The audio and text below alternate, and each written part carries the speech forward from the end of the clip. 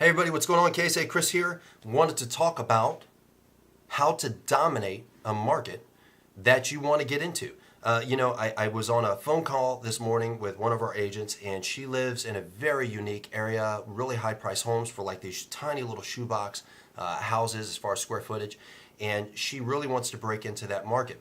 But she's struggling, and when I asked her, what are you doing? What's your plan? She started mentioning all of this stuff that she's doing. And I think that's great. I think action is like the number one thing you always have to do. You always got to put out effort and a lot of action, right? Massive action is definitely the number one key. However, sometimes you got to actually take a minute to actually research and figure out what is truth. What is the truth? So, to her, well, I'm doing a lot of open houses. People are going to see my signs, and I'm gonna just do a bunch of stuff in this neighborhood, and that'll get me there. Is it?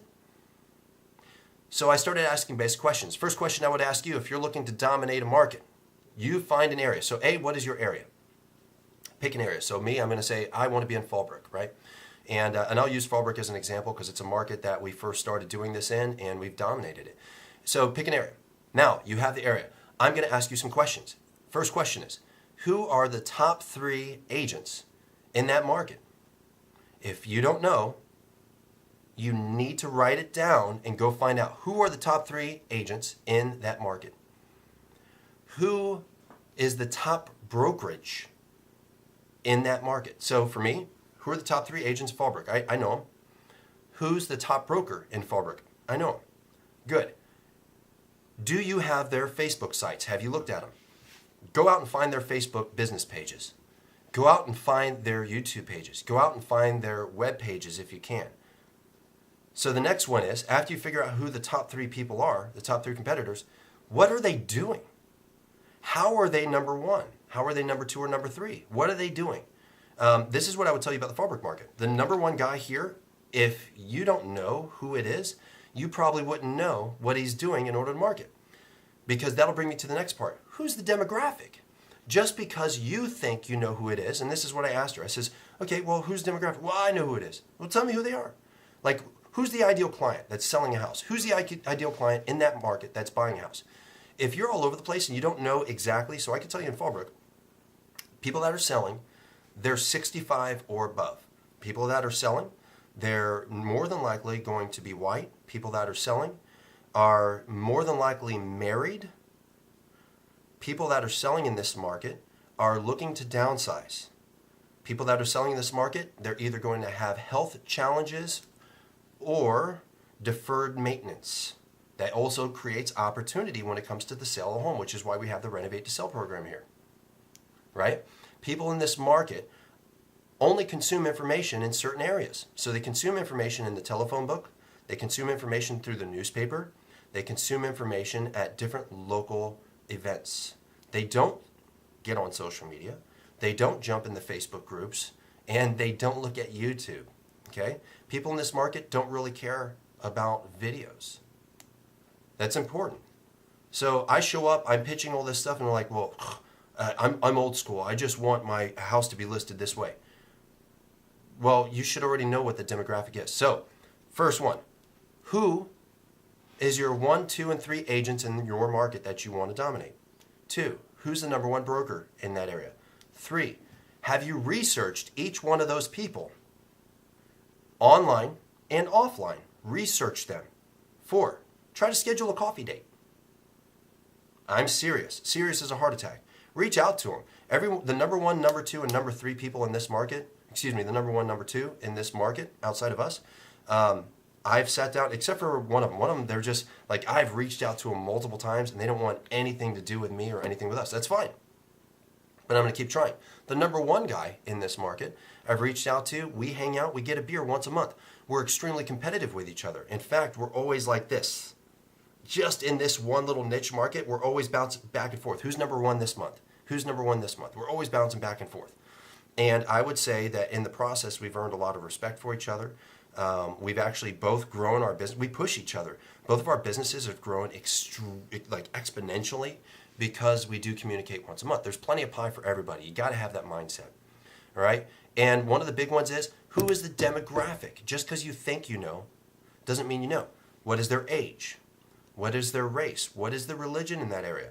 We just listed a home in an area where the predominant religion is Muslim. So we got to be sensitive to that demographic idea and concept, because we want to ensure that if people are moving into that market, I have another area where it's Vietnamese. Are we marketing to people that are moving into that community?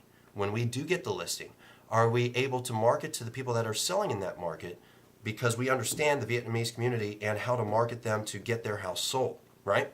So you need to know the demographic: age, ethnicity, religion. What are their desires? What's the chapter? Because right now they're trying to close a chapter. If you're looking to list homes, they're trying to close a chapter with that house to start a new chapter. So what's that next chapter for them? Why could they be looking to sell? That's important, okay? And what are the expectations to actually reach out to those people? So again, the number one guy, he's in the newspaper a lot, double trucks, killing it. So if that's the expectation, should I compete? Well, I don't want to be in the newspaper. Well, then you may not want that market. The reality is, now here's the thing, I'm not a fan of the newspaper at all. In other markets, we have a lot of younger markets that we're in. It's like the idea of being in the newspaper is insane. Who reads paper? But in this one niche market that I was talking about, Fallbrook, everybody looks at the newspaper. So guess what? If you're not in the newspaper, I actually went on a listing appointment. The husband found me through a friend. Went on a listing appointment, and the first thing the wife said is, "I've never seen you in the paper, so you must not be big in this market." And I was kind of caught off guard. Now I'm already in the negative with her, and I says, "Well, actually, we are the number one team in this market, and not only this one, but in Oceanside, in Vista, in Temecula," and I kind of kept going through all of our markets. This is how many homes we sell. We do something that nobody else in this market can do or compete with, and but we don't go in the newspaper, because if we put your house for sale in the newspaper, are we marketing to get it sold? And she's like, well, isn't that how you can sell properties? Like, no, nobody ever buys a property from stuff that's for sale in the newspaper. It's for people like you that are looking to sell. That's why we don't use the newspaper. But that's when I learned, if we want more listings in that one particular niche market, we should probably be in the newspaper, right? So if you want to dominate a market, before you do anything else, you should do these things that I just talked about. And the reason why, that's going to dictate and direct what you do. Don't spend money marketing. Don't spend time marketing. Don't spend energy marketing if you don't know those basic questions. Because without those basic questions answered, you cannot create a goal that you're trying to accomplish, which also creates tasks, right, or actions that need to take place in order to move into that market and own it. So you can either outspend, outmarket, or outmaneuver all of your competition. That's all I got today. Thank you very much. Appreciate it. KSA Kris, Real Estate Blitz. Do me a favor. Comments. I love the comments. I reply to everybody. I love the phone calls too. I probably get at least 2 phone calls a day from people that watch the Blitz on YouTube. You're more than welcome to call me anytime. If I don't answer, just leave me a message. I'll always follow up with you. I'll always give you my time and energy. I feel like I'm going to probably start recording those, because some of those call sessions are fantastic. They're unreal. Do me a favor, like, share, comment. Check me out on Facebook. Check me out on YouTube. Blitz U is up and running. We'll be opening that up to real estate agents. Right now, it's only opened up to lenders to purchase seats. After we get over a certain number of seats, we'll actually be opening that up. It's basically real estate and sales training with Grant Cardone. We built this through Grant Cardone, with Grant Cardone. Typically, his training alone costs about $1,000 per month. We're doing it at cost. I'm not making $1 off of this for about $100 per month, just because I see so much value in it. And my personal mission right now is, I feel like if we don't start educating other real estate agents in the real estate agent community, we're doomed to lose to Zillow and Redfin and all these other people that are trying to take our business and our livelihood. So my number one goal right now is to start educating agents, and not at $600 or $1,000 per month, which is the typical cost to get educated in this industry, which I'm not a fan of. So anyways, that's coming up. The website will be up soon. That'll have blogs. I'll also be looking for contributors once that's up. I'm going to need some help for people to put in information to get on this journey with me to help educate real estate agents. All right, thank you so much. Appreciate it, and talk to you all tomorrow.